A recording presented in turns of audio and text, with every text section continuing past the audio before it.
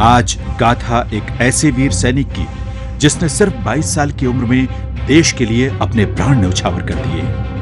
आज की गाथा अशोक चक्र से सम्मानित लेफ्टिनेंट पीएम रमन की।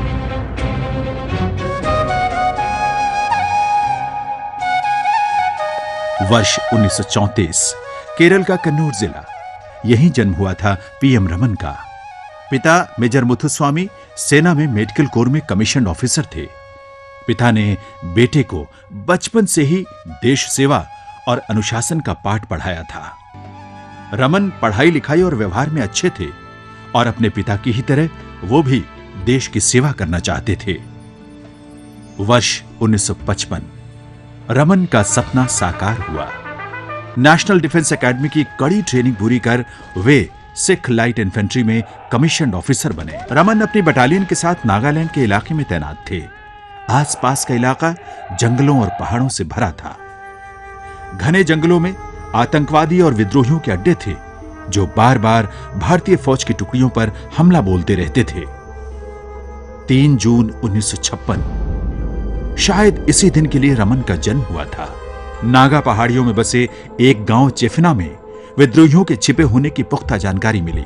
लेफ्टिनेंट रमन की बटालियन को गांव खाली कराने का आदेश मिला। ऑपरेशन की कमान एक मेजर के हाथ में थी। उन्होंने लेफ्टिनेंट रमन को बुलाया। दुश्मन के पास भारी मात्रा में हथियार और गोला बारूद है। उनकी संख्या भी ज्यादा है।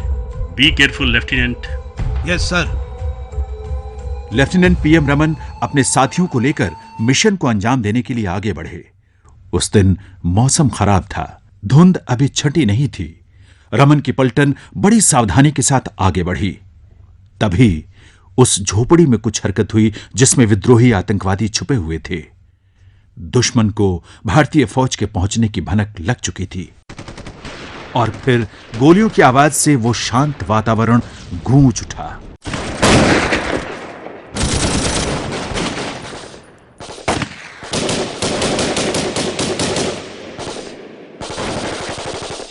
काफी देर तक दोनों ओर से फायरिंग होती रही। फिर अचानक फायरिंग बंद हो गई। लेफ्टिनेंट रमन ने इस मौके का फायदा उठाने का फैसला किया। हालांकि उस गांव में कई विद्रोही छुपे थे। कौन किधर है कुछ नहीं पता था। कौन किसकी गोली का निशाना बनेगा कोई नहीं जानता था। विद्रोहियों की फायरिंग पोस्ट पर काबू पाना जरूरी था। इस काम को अंजाम देने के लिए स्टेन गन और हैंड ग्रेनेड लेकर लेफ्टिनेंट रमन तेजी से झोपड़ी की तरफ बढ़े। मुझे कवर फायर दे, कवर फायर दे, मैं आगे बढ़ रहा हूं। सामने 2 विद्रोही दिखे।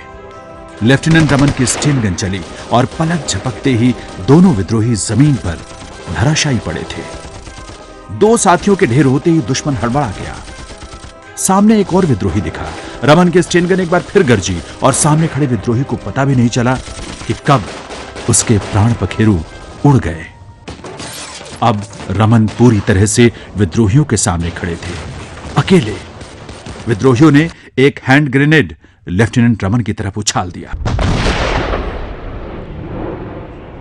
रमन बाल बाल बच गए, लेकिन जब तक वे संभल पाते एक विद्रोही ने दूसरा हैंड ग्रेनेड उनकी तरफ फेंक दिया। बुरी तरह से घायल होने के बावजूद लेफ्टिनेंट रमन रुके नहीं।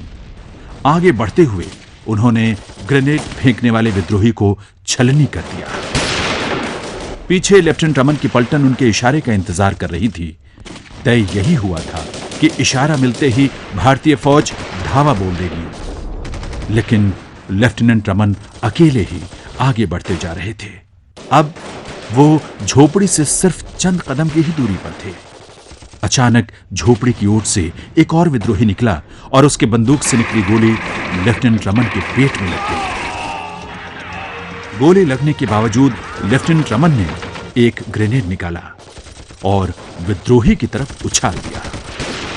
हमला खाली नहीं गया। अब उनकी पलटन के लिए आगे बढ़ने का रास्ता साफ हो चुका था। उनके जवान भागकर रमन के पास पहुंचे।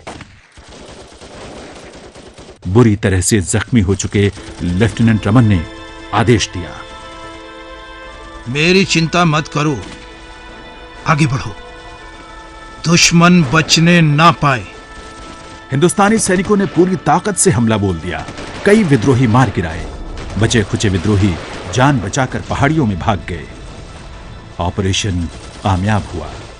गांव को विद्रोहियों से खाली करा लिया गया। लेकिन इस कामयाबी की कहानी सुनने के लिए लेफ्टिनेंट पीएम रमन जिंदा नहीं थे। उन्होंने कर्तव्य के प्रति असीम समर्पण और शानदार अगुवाई का अनुकरणीय उदाहरण पेश किया। इस बहादुरी के लिए उन्हें 1956 में मरणोपरांत अशोक चक्र से नवाजा गया। लेफ्टिनेंट पीएम रमन को देश का सलाम।